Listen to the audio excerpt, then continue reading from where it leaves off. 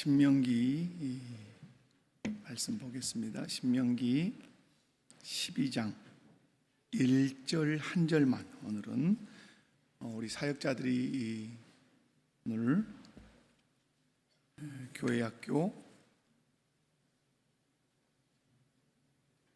사역보고를 하는 시간이기 때문에 짧게 말씀을 전하고 사역자들의 사역보고를 듣도록 하겠습니다. 신명기 12장 1절 말씀 한 목소리로 읽습니다. 내 조상의 하나님 여호와께서 내게 주셔서 차지하게 하신 땅에서 너희가 평생에 지켜 행할 규례와 법도는 이러하니라. 아멘. 우리가 신앙생활하면서 잘 기억해야 되는 것, 그럼에도 불구하고 잘 놓치는 것이 있다면 하나님께서 왜 나를 구원하셨는가, 아주 근본적인데도 불구하고 또 기본적임에도 불구하고 그것을 잊고 살 때가 많습니다. 오늘 이스라엘 백성들에게 하나님께서 이제 던지시는 것들이 그거죠. 네가 왜 구원받았는지 아냐 하는 것이죠. 오늘 1절에 보면 내 조상의 하나님 여호와께서 내게 주셔서 차지하게 하신 땅에서, 자, 이스라엘 백성들이 출애굽에서 어디로 들어갑니까? 가나안에 들어갑니다. 근데 이 가나안을 그들의 힘으로 얻었다 말씀하지 않고 하나님이 너에게 주셔서 차지하게 하신 땅이다 이렇게 말씀합니다. 그것은 이들의 구원이 이스라엘 백성의 능력에 있지 않고 하나님께 있다는 아주 중요한 말씀이죠. 그러면 이제 하나님께서 구원하셔서 애굽에서 가나안으로 옮기셨다면 이들이 어떻게 살 건가? 오늘 말씀 보면 너희가 평생에 지켜 행할 규례와 법도는 이러하니라. 이제 가나안에 들어가니까 하나님이 새로운 법, 하나님의 법을 주시겠다고 이렇게 말씀을 합니다. 자, 정리하면 그렇습니다. 하나님께서는 애굽에서 종살이를 하고 있던 이스라엘 백성들을 가나안이라고 하는 땅을 하나님이 주셨어요. 가나안 땅을 주신 이유는 이제 구원의 목적과 우리가 같을 수 있죠. 가나안 땅을 주시는 이유는 뭡니까? 그곳에서 뭘 이루라? 하나님 나라를 이루라. 우리 신앙생활에서 자주 놓치는 개념이 하나님 나라 개념이에요. 그래서 하나님 나라 개념을 놓치면 다 놓치는 거예요. 왜? 성경이 궁극적으로 이루시려고 하는 그 목표점이 뭡니까? 하나님 나라예요. 마태복음 28장도 결국 하나님 나라, 사도행전도 하나님 나라로 시작해서 하나님 나라로 마쳐요. 요한계시록이 뭡니까? 하나님 나라지요. 그러므로 우리가 성경을 읽으면서 신앙생활하면서 잘 집중해야 되는 것은 하나님 나라가 무엇인지를 아는 것이에요. 여러분, 가나안 땅을 이스라엘 백성들에게 주신 이유는 그 땅에서 어느 나라를 이루라? 하나님 나라를 이루어라.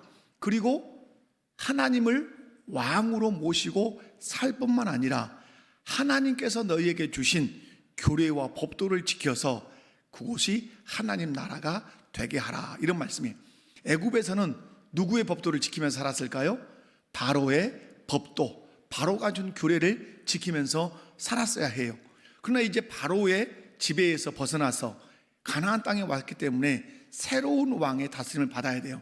가나안 땅의 새로운 왕은 인간 왕이 아니에요. 누구죠? 하나님이세요. 그러면 하나님이 자기 백성을 통치하기 위해서 그냥 통치하는 것이 아니라 뭘 주시겠다? 규례와 법도를 주시겠다, 이렇게 말씀해요. 그러면 오늘 이스라엘 백성들이 자기 자신이 하나님을 왕으로 모시고 하나님의 통치를 받는 하나님 나라 백성일 뿐만 아니라 가나안이라고 하는 이 나라를 하나님의 나라로 만들기 위해서 그들이 적극적으로 힘쓰고 애써야 되는 것은 몇 가지 안 돼요. 나의 왕이 누구시냐 하는 정의를 분명하게 해야 하고, 그 왕은 나를 무엇으로 다스리는가? 그분의 법도와 규례로 다스리기 때문에 그 법도와 규례를 알고 지키는데 힘쓰는 것입니다. 이 두 가지를 선명하게 해야 그들이 살고 있는 가나안 땅이 하나님 나라가 될 수 있는 것이죠. 이 싸움이 이스라엘 역사에 계속 되는 거예요.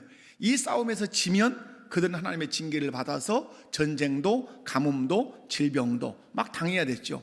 그런 하나님의 주시는 그 고통들로 인해서 정신을 차리고 자기 포지션으로 돌아옵니다. 하나님이 나의 왕이십니다. 하나님이 나는 하나님의 백성입니다.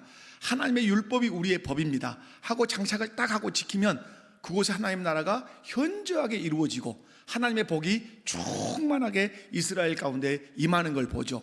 그리고 세상 만국 가운데 등불과 같은 역할을 하게 되는 걸 봅니다. 그러면 오늘 이 말씀이 우리에게 어떤 의미가 있고 적용점이 되는가? 동일하죠.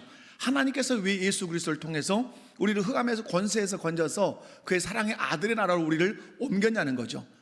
예수님께서 십자가 못 박혀 죽으시는 것은 그냥 우리의 죄 하나 사하려고 그게 아니에요. 죄를 사해서 우리를 흑암의 권세에서 그의 사랑의 아들의 나라로 옮기기 위해서 예수님은 십자가를 지신 거예요. 그럼 늘 말씀을 드리지만 우리의 구원론은 딱 하나로만 돼 있단 말이에요. 뭘로 돼 있어요? 예수님이 십자가에 죽으신 것은 우리의 죄를 사해서 천국 보낸다, 요 개념만 있어요. 그러나 여러분, 골로새서 말씀에 의하면 그렇지 않아요. 그것도 있지만 예수님께서 우리를 위해서 십자가에 못 박혀 죽으신 것은 흑암의 권세에서 건져내서 그의 사랑의 아들의 나라로 옮기기 위해서 십자가 지고 죽으셨다는 말이에요. 그러므로 구원론이 포괄적이어야 돼요. 물론 하나님 나라로 옮긴다고 하는 이 근본은 같지만 다각적이단 말이에요. 그죠? 우리를 또 구원하신 목적을 로마서에는 뭐라고 말씀하죠? 우리로 하여금 주를 위하여 살고 주를 위하여 죽도록 하기 위해서 구원하셨다고 그렇게 말씀해요. 여러분, 예수 그리스도를 통해서 왜 흑암의 권세에서 마귀의 종으로 살던 우리를 그의 사랑의 아들의 나라로 옮겼냐 이 말이에요. 원리는 구약과 동일하죠. 예수 그리스도를 왕으로 모시고 그분의 명령을 삶의 원리로 삼고 우리가 사는 모든 거처가 뭐가 되도록 하나님의 나라가 되도록 하기 위해서 우리를 흑암의 권세에서 그의 사랑의 아들의 나라로 옮기신 줄로 믿습니다. 그러므로 우리가 힘써야 되는 것이 뭡니까? 우리가 사는 이 바운다리가, 우리가 사는 그 거처가 무엇이 돼야 된다? 하나님 나라가 돼야 돼요. 하나님 나라가 되는 건 그냥 되지 않아요. 분명한 자기 정체성이 있어야 돼요. 예수님이 나의 왕이라고 하는 고백이 있어야 돼요. 그리고 예수 그리스도께서 분부한, 내가 분부한 모든 것을 가르쳐 지키게 하라. 그 분부한 것을 가르치고 지켜낼 때만 내가 거하는 그곳이 하나님의 나라가 돼요.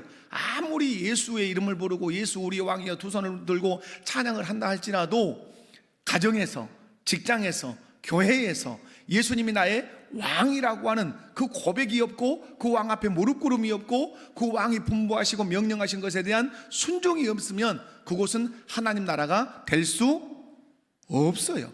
신앙생활이 뭐냐라고 질문할 때는 왕이신 그리스도를 나의 구주로 고백하고 그분의 백성인 걸 인정하고 특별히 그분이 우리에게 분부하신 그 모든 명령들을 지켜내면서 사는 거예요. 이 말씀을 지켜내는 것이 치열한 싸움이거든요. 제가 지금 우리가 12월 달에 품성이 뭐였습니까? 공경이죠. 공경의 명령이 뭡니까? 내 부모를 공경하라죠. 여러분, 내 부모를 공경하라고 하는 이 명령을 지킬 때 여러분 쉽습니까? 어떤 사람에게 쉬울 수 있지만 어떤 사람에게는 치열하단 말이에요. 부모가 나에게 상처를 깊이 남겼다면 그 부모를 공경하는 것은 너무너무 치열한 전쟁인 거죠. 그러면 그 사람이 하나님 나라를 이루기 위해서는 어떠해야만 하나님 나라가 이루어질 수 있죠? 부모를 공경해야만이 그가 사는 그 거처가 하나님 나라가 되고 그 심령이 천국이 될 수 있는 거예요. 그러므로 여러분, 부모와 관계가 좋지 않은 사람은 부모 얘기만 나오면, 부모 생각만 나면 마음에 평강이 없는 거예요. 마음의 전쟁인 거예요. 마음이 심란한 거예요. 의와 희락과 평강을 맛볼 수 없는 거예요. 그러므로 하나님 나라를 이루려면 내 부모를 공경하라. 비방하는 자는 반드시 죽일 것이다. 그리고 공경하는 자 땅에서 잘되고 장수하는 복을 줄 거다 하는 이 말씀을 마음에 새기고 치열하게 싸우는 거죠. 내게 상처를 주고 나를 버리고 나를 학대하고 이런 부모를 하나님의 말씀을 붙들고 치열하게 싸워야 된단 말이에요. 싸워서 하나님의 말씀이 나를 이겨먹고 그 말씀 앞에 내가 무릎을 꿇고 기어이 공경을 해냈을 때 그때 그곳에 그 심령에 그 가정과 그 가문 가운데 뭐가 이루어지는 거죠? 하나님 나라가 이루어지는 거죠. 신앙생활이라고 하는 것이 그리 호락호락한 게 아니란 말이에요. 우리 안에 싸워가야 할 정의의 시체를 넘고 넘어야 할 그것들이 너무 많단 말이에요. 여러분, 그러므로 오늘 예수님을 통해서 우리를 흑암의 권세에서 그의 사랑의 아들의 나라로 우리를 옮기셨어요. 옮기시고 나서 우리에게 뭘 주십니까? 분부하신단 말이에요. 명령을 주신단 말이에요. 이제부터는 너는 과거에 흑암의 권세에 있을 때는 마귀가 준 법도와 마귀가 준 규례와 마귀가 준 삶의 원리를 네가 가지고 살았다면 이제 너는 옮김받았어. 누구의 나라로? 그리스도의 나라로 옮김받았어. 그러면 너는 왕이 다르잖아. 고백해라. 네 왕이 누군지. 그러므로 신앙은 무엇이다? 고백이다 이 말이에요. 신앙은 고백. 누구에 대한? 내 왕, 내 구주에 대한 고백이에요. 예수 그리스도가 나의 구주십니다. 그리고 따르란 말이에요. 뭘? 내가 준 명령, 내가 준 규례, 내가 준 그 법도 따라봐라. 여러분, 따르지 못하면 아직 예수님이 그의 구주는 아닌 것이에요. 여러분, 신앙생활하면서 의외로 잘 놓치는 게 뭡니까? 주님을 따르지 않고 사람을 따라요. 저는 목회 철학이 있어요. 목회 철학이. 그게 뭐냐면 결코 사람을 나를 따르게 하지 않는다. 왜? 나를 따르게 하는 것은 실패한 거예요. 여러분, 세례 요한이 얼마나 많은 사람이 떼거지로 몰려다녔습니까? 여러분, 그 수제자와 같은 제자들이 예수님께 갑니다. 그때 제자들이 물어봅니다. 당신의 제자가 다 예수님께 갑니다 라고 말할 때 세례 요한이 뭐라고 고백했습니까? 세례 요한은 그것이 옳다, 그래야 된다. 나는 쇠하고 그는 흥하여야 하리라. 근데 우리는 그렇지 않아요. 내가 흥하고 상대가 쇠해지기를 늘 바라요. 그래서 사람이 나를 따르기를 원해요. 여러분, 신앙생활 중에 가장 바보스러운 신앙생활이 뭔지 아십니까? 사람을 따르는 것이에요. 여러분, 결코 저를 따르시면 안 돼요. 우리가 따라야 할 분은 오직 한 분이에요. 누구예요? 예수 그리스도예요. 금방 그 사람이 사람을 따르는 사람인지 주님을 따르는 사람이 금방 알 수 있어요. 사람에 의해서 뭔가를 하냐 마냐, 그 사람 따르는 사람이에요. 천지가 요동을 해도 자기 자리에 서서 자기 길을 걸어가는 사람은 주님 따르는 사람이에요. 그러므로 여러분, 그리스도의 나라로 우리가 옮겨짐을 받았다면 고백해야 돼요. 예수님이 나의 왕이십니다.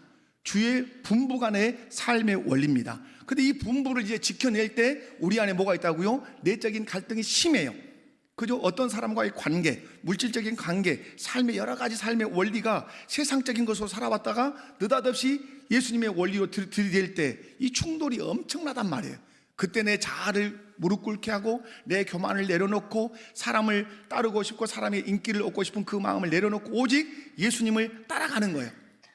이것이 신앙생활이란 말이에요. 여러분, 그러기 위해서 우리에게 성령의 충만함이 필요한 게 내 힘으로 안 되니까. 그러므로 여러분, 말씀을 정리하면서 여러분의 질문할게요.